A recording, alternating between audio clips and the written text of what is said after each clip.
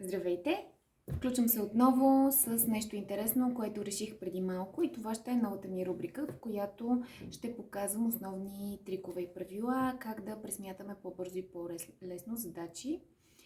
Тъй като пространството, в което се виждаме в момента, е и основното обитание на моите ученици, сметнах за доста рентабилно и да се явявам и освен в училище и тук пред техните лица.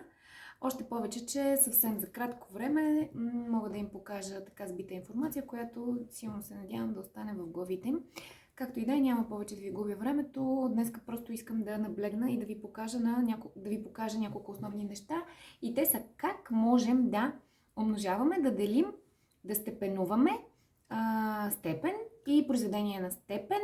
Съответно, умножението на степени с равни основи е едно от най-лесните правила ever. Тук съм си направила едно помощно листче, много набързо ще ви покажа. Ако имаме степени с равни основи, в нашия случай основата е а на трета по а на пета, и искам да умножа тези степени с равни основи, аз трябва да препиша основата, която е а степените показатели да събера. Тоест а на трета по а на пета е а на 3 плюс 5 или а на 8. Абсолютно аналогично обаче, когато искам да разделя степени с равни основи, то вместо да събирам техните степени показатели като при умножението, аз трябва да ги извадя. Тоест а на пета делено на а на трета, може делението да се представи и като дробна черта, тъй като дробната черта е знак за деление. Съответно получаваме, че а е равно на 5 минус 3 или а на втора.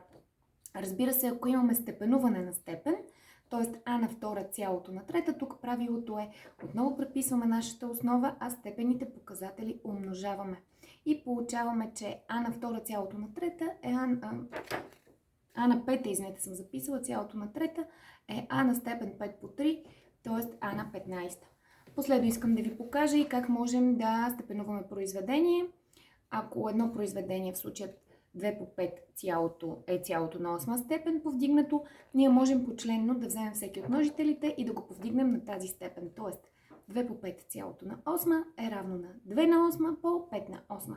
Изключително лесно. Това е съзнание за 6-ти клас, но със сигурност присъстват в всички учебни съдържания до 12, там може би и нагоре.